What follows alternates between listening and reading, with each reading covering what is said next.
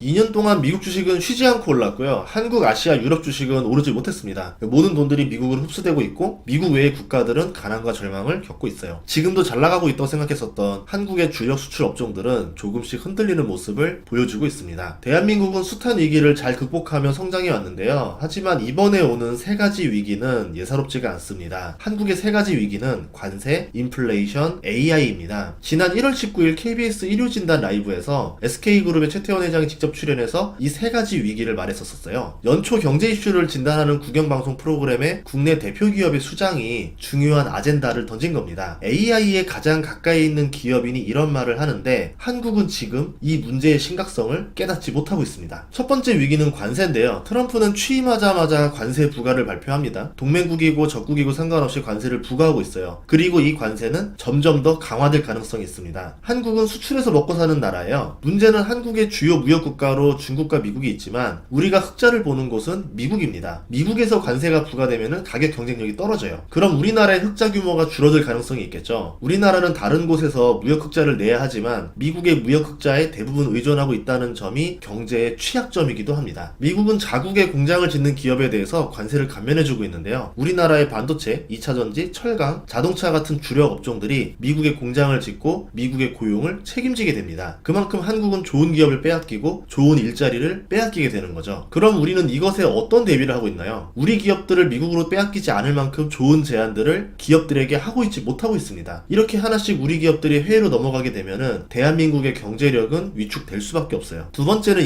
인플레이션인데요. 미국은 우리에게 인플레이션을 수출하고 있습니다. 미국이 강달러와 고금리를 유지하면은 미국으로 돈이 쏠리게 되죠. 미국의 수입 물가는 낮아지게 됩니다. 반면에 환율이 오를수록 우리나라의 수입 물가가 오르게 됩니다. 곡물부터 원유, 철강석 많은 것들을 수입하는 우리나라로서는 물가가 빠르게 오를 수밖에 없겠죠. 원자재 가격이 오르면은 중간재 가격은 그 이상으로 오르고 완제품 가격은 그 이상으로 더 올라갑니다. 그래서 환율이 올라도 그 이상으로 재료비 가격이 상승해서 오히려 이득을 보지 못하는 경우가 생겨요. 여기에 우리나라 기업들은 환율에 대한 피해를 줄이려고 환해지를 하는 기업들이 많이 있어요. 그래서 환율이 올라도 이익을 얻지 못하고 원가 상승 피해만 보게 됩니다. 미국의 경기 호황에 이어서 중국과 아시아 경기가 좋아지면은 원자재 가격은 더 많이 상승하게 되겠죠. 우리나라는 수입 의존도가 높아서 원가 상승 압박을 더 받게 됩니다. 국민들은 물가가 빨리 오르면은 소비 의욕이 사라지고 지갑을 닫게 됩니다. 그럼 경기가 좋아지는 효과가 사라지게 돼요. 안타까운 거는 인플레이션으로 인해서 국민들은 가난해지지만 자산 가격은 인플레를 반영해서 오르게 됩니다. 서민들의 삶은 힘들어지는데 집값만 오르면은 박탈감을 느끼겠죠. 사회에 대한 불만을 느끼게 됩니다. 그래서 인플레이션은 사회를 병들게 만들어요. 세 번째 위기는 AI인데요. 인류의 역사를 보면은 기술혁명에 실패한 민족은 멸망하거나 다른 민족의 지배를 받았습니다. 철을 가진 민족이 청동기 민족을 지배했고요. 총을 가진 민족이 식민지를 만들었어요. 앞으로는 AI를 가진 국가가 AI를 가지지 못한 국가를 지배할 겁니다. AI는 군사기술 혁신, 제조업 혁신, 생산량 증가, 비용 절감 등 이를 가진 곳은 없는 곳이 따라올 수 없을 정도로 격차를 보여줄 겁니다. AI가 지휘하는 드론 부대가 세상을 평정하겠죠. 지금의 군대는 효율성이 떨어지게 될 겁니다. AI를 활용한 무기체계를 가진 국가가 아닌 국가를 지배할 수도 있어요. 미국은 중국이 AI를 가지는 걸 두려워하고 있는데 그 이유 중에 하나가 AI가 군사기술을 한 단계 업그레이드 시키기 때문이에요. AI를 가진 회사는 생산성이 향상되겠죠. 더 적은 물적 인적 자원을 가지고 물건 생산량을 더 늘릴 수 있습니다. 남보다 빠른 제품 개발 속도를 가지게 될 거고요. 원가 절감과 생산량 증가를 동시에 잡을 수 있어요. 경쟁자를 무너뜨리는 무기가 될 겁니다. 전 세계 시장을 장악하게 되겠죠. 서비스 제조업 할 거 없이 소수의 기업이 시장의 대부분을 장악하면서 부를 축적하는 시기가 올 겁니다. 대한민국은요, IT 인프라를 빨리 설치해서 공공기관, 기업, 학생 할 거 없이 컴퓨터를 배웠던 적이 있었어요. 다양한 인터넷 기업들이 그때 많이 등장했었거든요. 인터넷이 빨리 제조업에 적용되기도 했었습니다. 그래서 생산성이 향상됐었죠. 덕분에 대한민국이 20년을 먹고 살 수 있었던 배경이었었습니다. 그런데 이번 AI 시장에서는 저번 같은 선두를 쥐고 있지 못한 상태예요. 민간 투자액 순위만 봐도 미국이 압도적인 1위고요. 중국이 2위입니다. 한국은 22년에 6위에서 23년 9위로 가라앉았어요. 그만큼 AI에 대한 투자가 부족하죠. 현재 한국은 AI 중요성에 대해서 말을 하고는 있는데 어떤 움직임을 보여주지는 못하고 있습니다. 지금은 말로 중요성을 이야기할 시기가 아니에요. 우리가 AI를 가진 국가가 될 수 있는 시간이 얼마 안 남았습니다. SK 최태원 회장은 27년을 AI 시장 대확장 시기로 보고 있는데요. 엔비디아와 HBM 뿐만 아니라 유리기판도 납품할 정도로 엔비디아와 혈맹으로 불리고 있습니다. 한국에서 AI의 중요성을 가장 잘 알고 있는 회사가 지금 AI 전환에 늦으면은 죽는다는 생각으로 목숨을 걸고 기업 체질을 AI 중심으로 바꾸고 있습니다. 트럼프 2.0 시대에 미국은 리더가 직접 움직이면서 미국의 이익을 얻어내고 있잖아요. 기업가도 SK처럼 직접 움직이는 리더십을 보여주지 못하면은 빠르게 대응하기가 어려워요. 시대가 바뀔 때마다 빠르게 사업을 재편하는 기업은 살아남았고요. 그렇지 못한 기업들은 역사의 뒤안길로 사라졌습니다. 기업들은 AI 시대를 준비하기 위해서 분주하게 움직이고 있는데요. AI 시작은 AI 데이터 센터입니다. 여기에서 다양한 AI 서비스가 등장할 수 있겠죠. 이 주도권을 미국에 넘겨주면은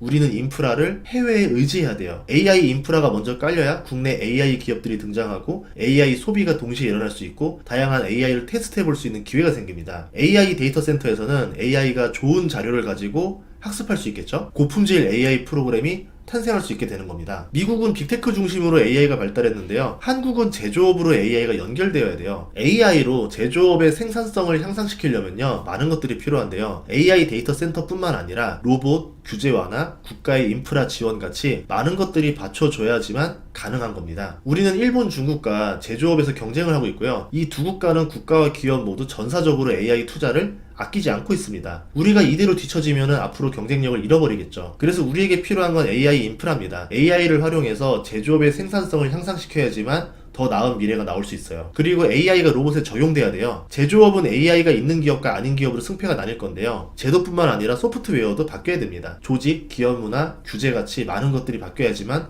AI 선두국가가 될 수 있겠죠. 최근 SK의 최태원 회장은 빠르게 다가오는 AI 시대에 대응하지 못하면은 AI 푸어가 될 것이라고 경고를 했습니다. 왜 AI 푸어가 될 것이라고 말을 했을까 생각을 해봤는데 2027년을 AI 시장 대확장 시기로 보고 있었잖아요. 그때 성장 가도에 합류하기 위해서는 그룹 체질도 AI에 맞게 준비해놔야 된다는 이론입니다. SK는 AI 시대가 올 것을 10년 전부터 알아보고 HBM을 준비했었습니다. 이번에는 그룹의 체질을 아예 AI의 방점으로 찍어놨어요. 최태원 회장이 말로만 경고한 게 아닙니다. SK그룹 같은 경우는 작년에 최태원 회장의 사촌동생인 최창원 부회장이 그룹의 SK 수펙스 추구협의회 의장을 맡았습니다. 그러니까 AI 시대 변화를 대비하기 위해서 비즈니스 포트폴리오 리밸런싱이랑 OI를 통해서 AI 투자 여력을 키우고 있는데요. 최 부회장을 SK 수펙스 추구협의회 의장에 발탁한 거는 내부 결속을 다지고 외부 견제에 대한 방어막을 강화하려는 전략적 포석으로 해석됩니다. 수펙스 추구협의회 의장 선임 이후에 최 부회장의 성과 역시 뚜렷했는데요. 최 부회장은 내실 있는 투자로 실적 중심의 경영 스타일을 인정받아왔습니다. 최 의장 부임 이후에 SK그룹은요. 2023년에 219개였던 계열사를 10% 이상 줄였어요. 지난해 3월 말에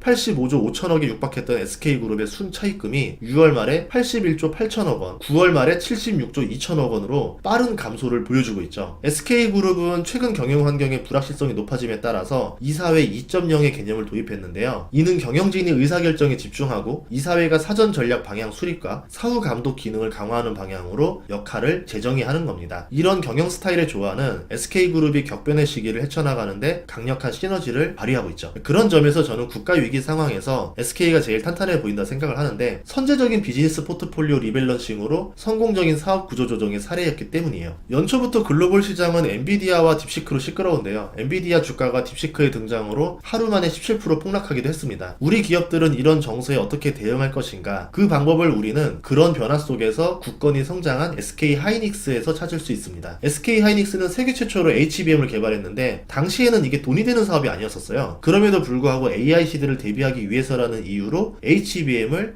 개발하고 있었습니다. 2020년에는 HBM2E를 본격적으로 양산을 합니다. 이 준비를 2013년부터 했었고요. 2017년 기사에도 AI 시대를 준비하기 위해서 HBM2를 개발 중이라는 뉴스가 있었는데요. 단순히 AI 시대가 열리면서 뚝딱 나온 제품이 아니라는 거죠. AI 시대가 열릴 것이라는 믿음으로 10년 전부터 차근차근 준비하던 일이 이제야 벌어진 겁니다. 지금 우리 기업은 이렇게 선제적인 혁신을 해야 할 시기라는 거죠. 기업도 AI 시대에 살아남기 위해서 전력을 다해서 발버둥 치고 있는데 정부의 액션과 국민들의 요구는 소극적이에요. 다른 나라들과 점점 벌어지는 격차를 좁히려면은 정부, 기업, 국민이 함께 똘똘 뭉쳐서 AI의 힘을 실어줘야 됩니다. 트럼프 2기가 출범하면서 세계 경제의 불안 요소가 더욱 커졌는데요. 미국의 통상 압박이 관세 인상으로 이어질 거고요. 관세 문제를 제대로 대응하지 못하면은 세계 경제가 인플레이션에 시달릴 수 있습니다. 그리고 무엇보다 AI에 대해 어떻게 대처해 나갈지에 대한 국가 차원의 전략이 중요합니다. 외부 변화에 맞게 모든 경제 주체가 함께 힘을 모아서 속도감 있게 돌파하는 게 필요해요. 한국이 한때는 가장 가난한 나라에서 지금 세계 10위권의 경제력을 가진 국가로 성장할 수 있었던 비결은 간절함이라고 생각을 합니다. 가난했기에 성공하기 위해서 누구보다 빨리 배우고 투자하고 만들어서 팔았습니다. 그리고 더 잘 살아보기 위해서 기술의 목이 말랐고 정부와 기업, 국민이 한마음 한뜻으로 열심히 일했습니다. 한국에 오고 있는 관세,